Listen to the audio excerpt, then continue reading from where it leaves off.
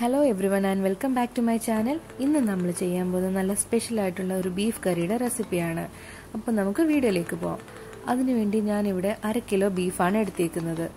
ഇനി നമുക്ക് beef marinate ചെയ്യാം. അതിനുവേണ്ടി 10 കൊച്ചുള്ളി, 6 വെളുത്തുള്ളി, 2 പച്ചമുളക്, ചെറിയൊരു കഷ്ണം ഇഞ്ചി ഇത് ഇത്രയും കൂടെ മിക്സിയുടെ ജാറിലിട്ടിട്ട് ജസ്റ്റ് ഒന്ന് ക്രഷ് ചെയ്തെടുക്കുക. ക്രഷ് ചെയ്തതിനു ശേഷം നമ്മൾ കഴുകി വൃത്തിയാക്കി വെച്ച ബീഫിലോട്ട് അതൊന്ന് ചേർക്കുക.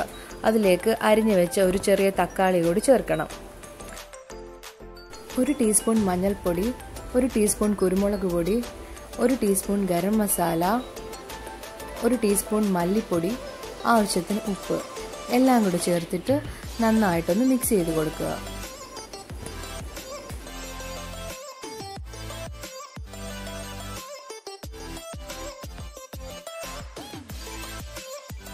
നന്നായിട്ടൊന്ന് മിക്സ് ചെയ്തതിനു ശേഷം നമുക്ക് ബീഫ് വേവിച്ചെടുക്കാം. ആ സമയത്ത് നമുക്ക് ബീഫിന് വേണ്ടിയുള്ള മസാല റെഡിയാക്കാം. അതിനുവേണ്ടി ഞാനിവിടെ പാനിൽ കുറച്ച് ഓയിൽ ഒഴിച്ചിട്ടുണ്ട്. എണ്ണയൊന്ന് ചൂടായി കഴിയുമ്പം അതിലേക്ക് കുറച്ച് സ്പൈസസ് ചേർക്കാം. പട്ട, ഗ്രാമ്പു ഒക്കെ ചേർത്തിട്ട് അതിലേക്ക് കുറച്ച് ഉലുവ കൂടി ചേർക്കണം. പിന്നീട് 2 വറ്റൽ മുളക് കൂടി ചേർക്കുക. ഉലുവ ചേർക്കുമ്പോൾ നമ്മുടെ കറിക്ക് നല്ലൊരു മണമൊക്കെ കിട്ടും. ഇനി നമുക്ക് ഇതെല്ലാം ഒന്ന് മൂത്തതിന് ശേഷം അരിഞ്ഞു വെച്ചിരിക്കുന്ന 2 സവാള, 1 തക്കാളി, 2 പച്ചമുളക് കൂടി ചേർത്ത് നന്നായിട്ടൊന്ന് വഴറ്റി കൊടുക്കാം.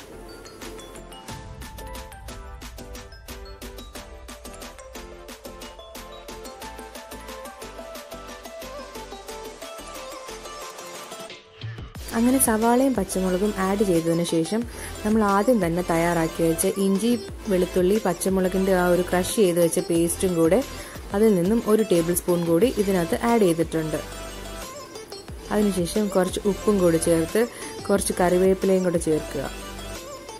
പിന്നീട് അരിഞ്ഞു വെച്ച തക്കാളി കൂടി ചേർത്തിട്ട് നല്ലതുപോലെ ഒന്ന് മിക്സ് ചെയ്ത് കൊടുക്കുക.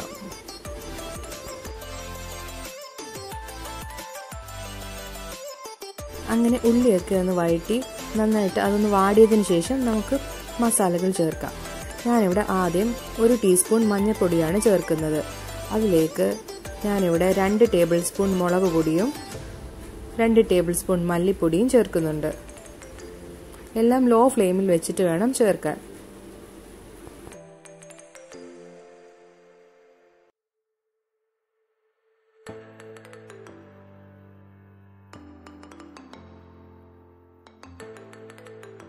അങ്ങനെ പൊടികളെല്ലാം ചേർത്തതിന് ശേഷം നല്ലതുപോലെ ഒന്ന് മിക്സ് ചെയ്യുക. പിന്നീട് നമുക്ക് 1 ടേബിൾ സ്പൂൺ മീറ്റ് മസാലയും 1 ടേബിൾ സ്പൂൺ ഗരം മസാലയും പിന്നെ കുറച്ച് കുരുമുളക് പൊടിയും കൂടെ ചേർത്തിട്ട് ഒന്നുകൂടെ നന്നായിട്ടൊന്ന് മിക്സ് ചെയ്ത് കൊടുക്കുക.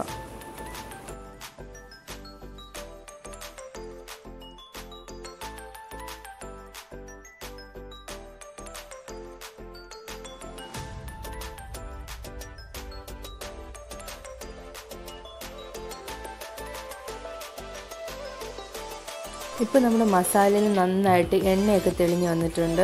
അങ്ങനെ എണ്ണ തെളിയുന്നിടം വരെ നന്നായിട്ടൊന്ന് വഴറ്റി കൊടുത്തിട്ട് അതിനുശേഷം നമ്മൾ ആദ്യം വേവിച്ച് വെച്ച് ബീഫ് കൂടി ചേർക്കാം.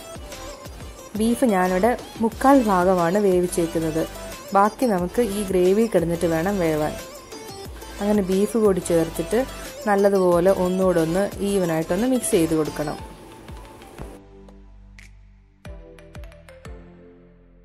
ഒരുപാട് ഗ്രേവി വേണമെന്നുണ്ടെങ്കിൽ കുറച്ചുകൂടെ ചൂടുവെള്ളം ആഡ് ചെയ്താൽ മതി. അതിനുശേഷം നമുക്ക് ഈ കറി ഒന്ന് കുറച്ച് കറിവേപ്പിലയും കൂടി ചേർത്തിട്ട് അടച്ചു വെച്ചൊന്ന് വേവിക്കാം.